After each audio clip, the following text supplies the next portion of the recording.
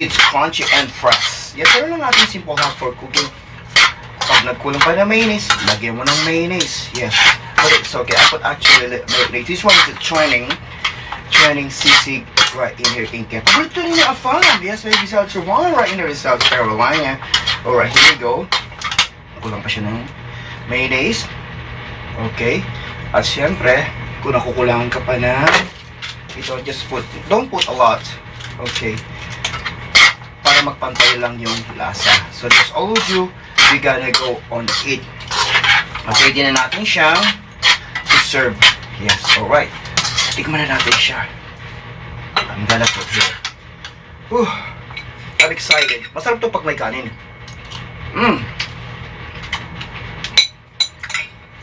Perfect at napakasarap. Tamang-tama ito. Kaya pa mo. Lalagyan natin dito. At pwede natin itong ibenta.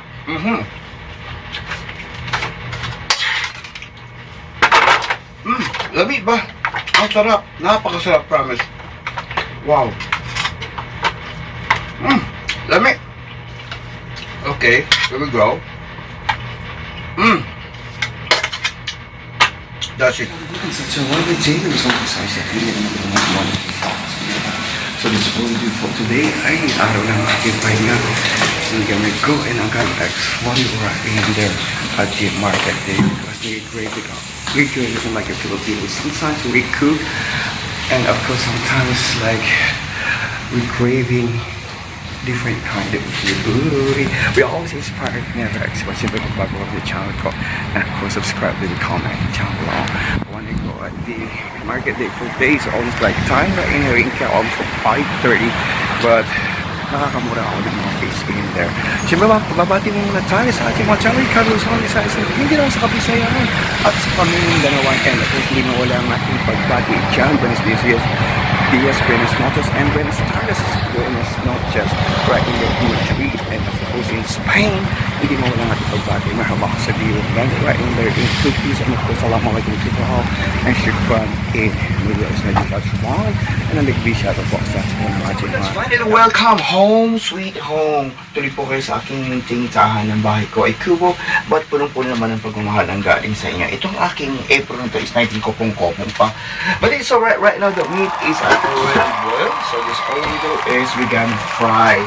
Yan, kasi yung soup niya, hindi ko siya tinapon. This all we do is gagawin ko siya ng soup. Oh my god, it's a little bit like alright, double work. And of course, syempre, in an hour, we go to the work. So that's all we do.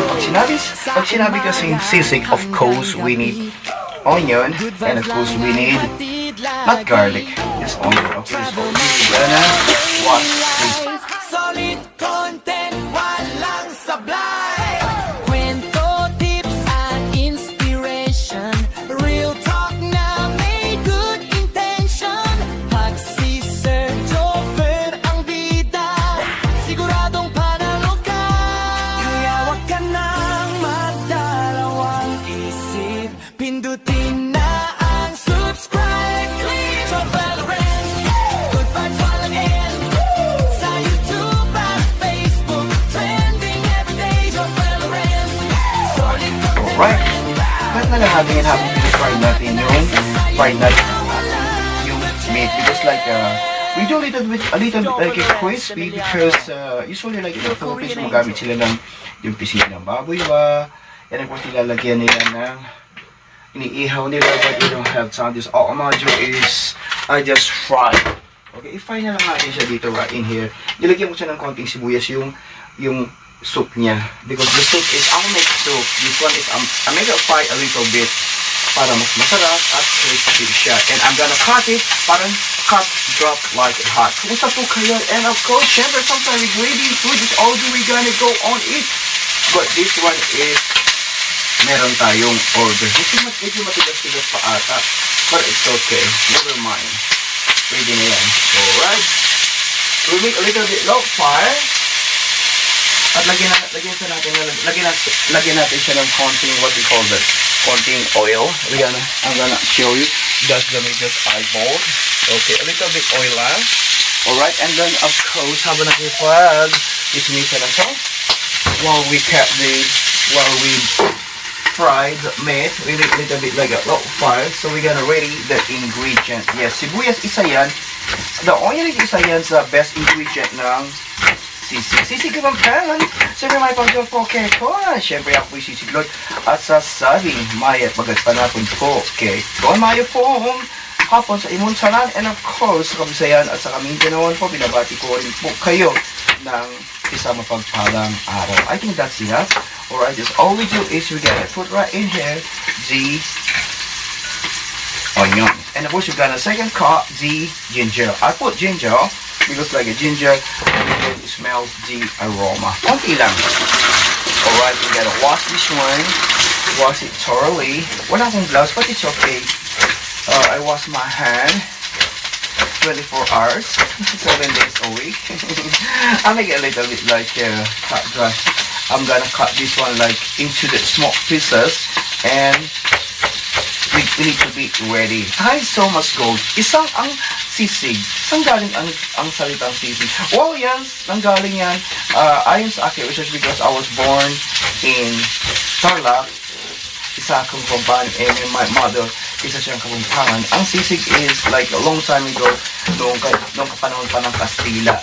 Yes, siyempre yung mga inihaw na baboy na sobra-sobra, they thinking about what they gonna do. So, nagawa sila ng paraan. Yeah, they put this. So, they put the added ingredient. Ginawa nila, nag-cut sila ng mga onion. And of course, they put ginger at saka yung suka or something like, what we call that? Something like kalamansi. Like in the Philippines kasi kalamansi, di ba?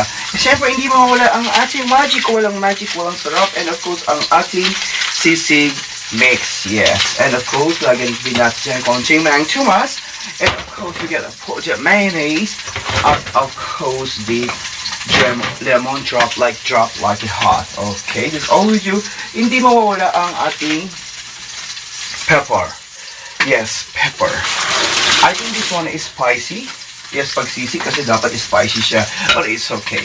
We're gonna cut this one. Maybe shout out to one who's on beside of me now sa inyo pong lahat. We're always inspired. Never expired. Sa pala mga bread-winning awards. Siyempre kanya-kanyang istorya ng buhay. Istorya mo, istorya niya. And of course, story ko. Your story, my story, we have different kinds of story. I'm gonna cut this one because this one is one of the best ingredients sa sisig, ang pepper. I think this one is not so much spicy, okay, but I'm gonna put only like a 3. Alright, we need to be like hurry up because we work like an hour. I think kaya pa yan. Okay, we're gonna see. Let's find out. Okay. Babalik na rin ko lang siya. Yes, I will make a little bit like a fry or a little bit like a crispy. Yes, okay. Medyo galit pa si Lolo. Alright, oh my god. We need to be careful because when this one, it's hot. Okay, we need to be careful. Alright, and we need to cover this one para agad siyang maluto because we need to be hurry up. It's okay, ang pagluluto kasi yan, we need to put a little bit love, parang paglulog na walang dangal. Makin na lahat, maging sino ka man. Alright, this all just, oh my god. Okay, just we're gonna cut that one. So, while we cut that one, I'll make soup. Gagawa ko ng soup. Kasi ako, I'll make a soup a while. Yung binood ko siya, so the soup is, I can make like, pang soup talaga siya. Alright. Ito. Alright. And lagyan lang natin siya ng konting pamintang warak, pamintang durog. Okay, whatever. Yes, at yun palang ulam na. Okay.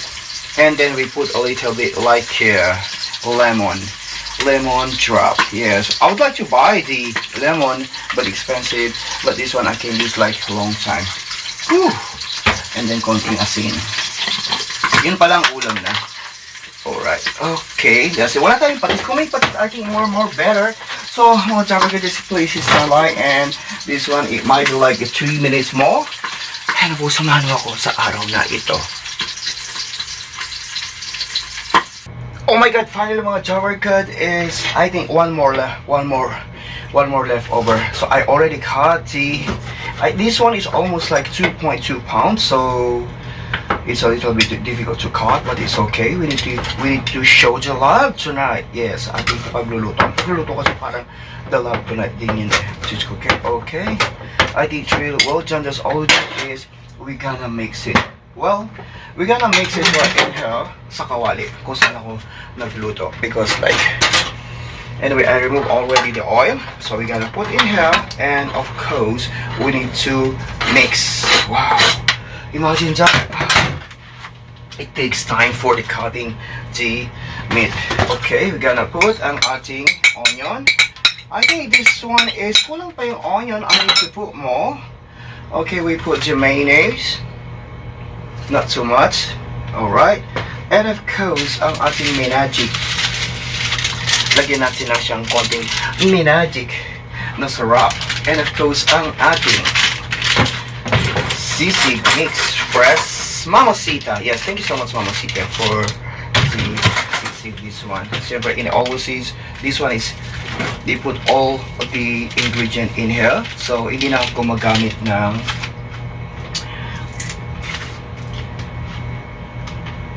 alright, this one is, I put a little bit the sarap. Mang Tomas, lagyan natin ng pamintang wasak. And of course, lemon drop. I think what you call that,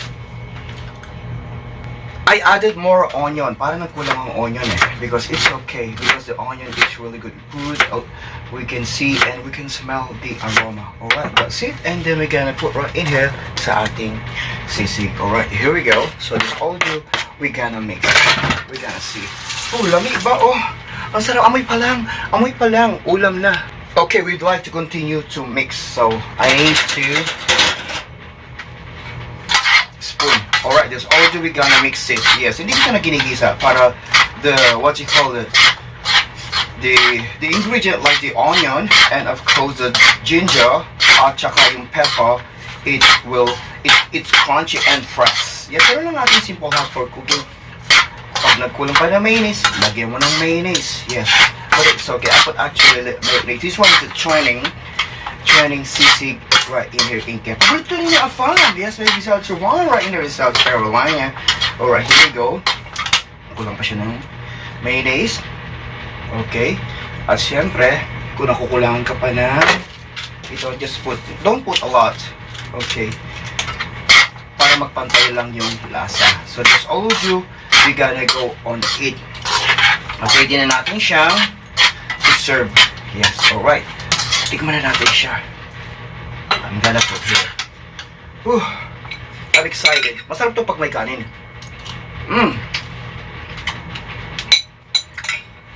Perfect at napakasarap.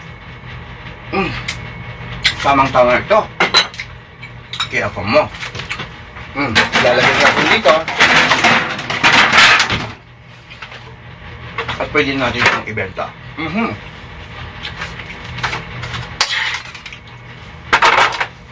Lami ba?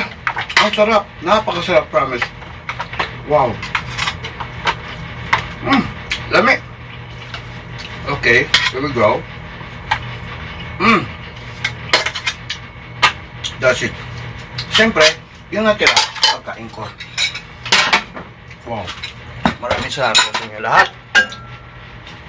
Nabigyan ako, kailangan meron siyang rice. With rice, this one is really good.